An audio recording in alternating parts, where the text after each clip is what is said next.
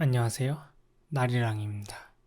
오늘의 이야기는 동료 직원들에게 배신당한 이야기입니다. 아침에 총관리자와 당신의 잘못에 대한 얘기를 하며 누가 맞는 말을 하는지 결론이 나지 않자 저녁에 모든 직원들끼리 모여 누가 잘못했는지 얘기하자 하였고 저는 그 제안을 수락했습니다. 동료들은 전에 총관리자의 성추행 사실을 듣고선 다 같이 뒷담을 까곤 했기 때문에 저는 저녁 얘기를 통해 정의 구현을 할 수 있겠다고 생각했습니다.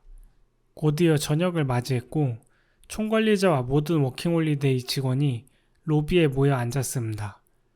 그렇게 저와 총관리자는 말싸움을 시작했습니다. 저는 총관리자에게 당신이 한 행동, 성추행은 당연히 잘못된 행동이고 때문에 그에 대한 사과를 요구했습니다.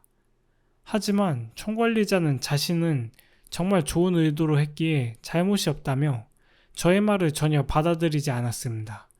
그래서 제가 말했습니다. 그럼 성폭행범이 상대를 정말 사랑하는 마음에 성폭행을 했다 하면 좋은 의도여서 죄가 없는 거예요? 그러자 총관리자는 이거랑 그거랑 다르다면서 떼를 썼습니다. 논리적으로 그가 한 행동이 왜 잘못인지 아무리 설명해도 들을 생각도 없고 말도 안 되는 무대뽀 논리로 대답하니 대화가 안 통해 진짜 답답하고 너무 화가 났습니다. 저는 다른 직원분들의 도움이 없으면 도저히 이 대화가 끝나지 않을 것 같아 얘기했습니다. 저만 당신이 잘못했다고 생각하는 거 아니에요. 여러분도 총관리자님이 잘못했다고 생각하잖아요. 이 말을 하며 제 옆에 있던 동료의 눈을 봤습니다. 저와 눈이 마주친 동료는 화들짝 놀라더니 제 눈을 피하며 바닥을 보기 시작했습니다. 뭐지? 예상치 못한 동료의 반응에 주변을 둘러보니 모두 바닥을 바라보고 입을 닫았습니다. 그 모습을 보고 그저 멍해졌습니다.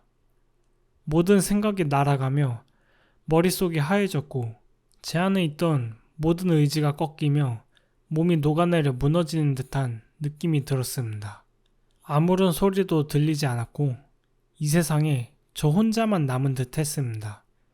찰나였지만 영원 같았던 1분 정도의 시간이 지나 조금 정신이 들었습니다. 상황을 보니 총관리자는 제 동료들의 반응을 보고 승기를 잡은 것처럼 다른 동료들을 모두 방으로 보내고 저를 훈계하며 기세등등하게 말을 이어나가고 있었습니다. 총관리자에게 화가 난 건지 이 상황에 화가 난 건진 모르겠지만 한 달간의 노력 끝에 겨우 벗어냈던 거대한 분노가 다시 올라왔습니다. 이대로 계속 얘기했다가는 이 사람을 죽일 것만 같았습니다. 총관리자는 너가 미숙해서 그렇다.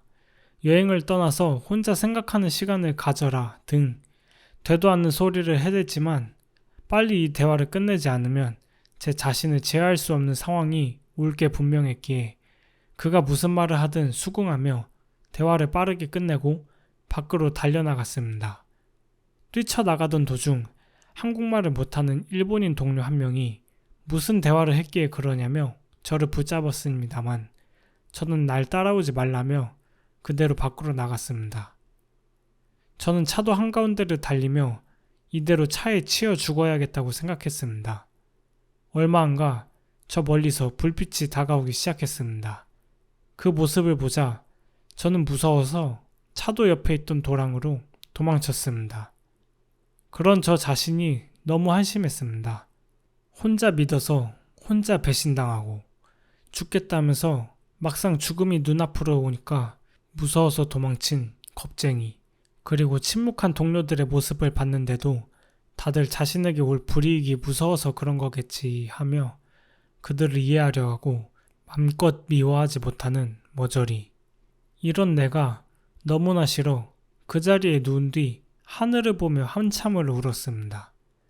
전 세상에 믿으리는 나밖에 없음을 절실히 깨달으며 자신이 느낀 서러움을 온전히 자신에게만 표출했습니다. 그렇게 표출하고 난 뒤 정말 돌아가기 싫었지만 날이 너무 춥고 잘 곳도 마땅치 않아 숙소로 돌아갔습니다. 숙소에 돌아가니 제 친구인 정연이와 다른 직원 한 분이 곧 있을 휴가에 갈 여행 계획을 짜고 있었습니다. 정연이는 숙소로 돌아온 저에게 물었습니다. 총관리자님이 뭐래요? 제가 대답했습니다. 저보고 혼자 여행을 하며 생각을 정리하라고 하시네요. 그 말을 듣고 정연이가 대답했습니다. 그래요? 아쉽다. 그 말을 듣는데 기분이 묘했습니다. 아까 모두가 침묵했던 그때 모두의 표정을 봤는데 다들 약간의 죄책감을 가진 표정이었지만 정연이는 그냥 피곤하기만 한 표정을 하고 있었습니다. 그리고 지금 내가 어떤 이야기를 하고 돌아왔는지 아는데도 불구하고 이런 말을 한다는 게 정말 일반적인 상식으로는 맞지 않아서 혼란이 왔으나 지금은 몸도 마음도 너무나 지친 상태였기 때문에 그 의문을 해결할 의지가 없었습니다. 때문에 무시하고 다음날을 맞이했습니다.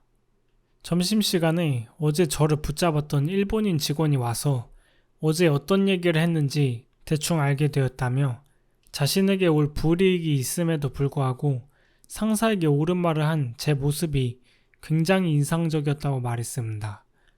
그 얘기를 옆에서 듣던 여자 동료분께서도 자신도 그런 생각을 했다고 말했습니다. 솔직히 지금 생각하면 그 당시 못 알아들었던 일본인 직원분은 이런 말을 할 수 있다고 생각하는데 다 알아들었으면서 침묵하고 있던 여직원님이 그런 말을 하는 건 저의 기분을 전혀 생각하지 않는 말이라 화가 많이 날만 했지만 그 당시 전 너무 지쳐 있었습니다. 때문에 화낼 힘도 누굴 미워할 기운도 없었기에 저는 그냥 용기 있어서 그런 게 아니라 내가 어려서 미숙해서 그런 행동을 한 거라며 대화를 마쳤습니다. 그렇게 얼마 안 가 마지막 여행객이 호텔을 떠나고 주방에서 마무리 정리를 하던 도중 참지 못하고 눈물을 쏟아내고야 말았습니다. 그 모습을 지나가던 셰프님이 발견하여 무슨 일이냐고 저에게 물었습니다. 저는 총관리자님이 저질렀던 잘못, 그리고 전날 밤 얘기하며 동료들이 침묵하는 모습을 보고 느낀 배신감과 고통에 대해 털어놨습니다. 그러자 셰프님이 말했습니다. 총관리자님이 잘못한 것에 대한 마음 공부는 스스로 하셔야 되는데 굳이 남의 마음 공부를 왜 대신하려 그래? 그 말을 듣고 속으로 생각했습니다. 내가 이렇게 괴로운데 어떻게 이게 남의 공부이겠습니까? 하지만 밖으로 꺼내진 않았습니다. 그냥 느껴졌습니다. 더 이상의 대화가 무의미함을. 셰프님이 하시는 말씀을 들으니 허망함이 좀 느껴졌습니다. 나를 완전히 이해하는 사람은 나밖에 없다는 게 느껴져서. 내 삶과 고통은 온전히 내가 짊어지고 책임져야 한다는 것이 느껴져서. 그래서 제 마음을 털어놓기를 관뒀습니다.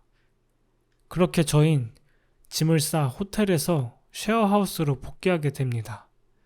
그리고 전 머지않아 상사에게 옳은 말을 했다는 이유로 불이익을 받게 됩니다.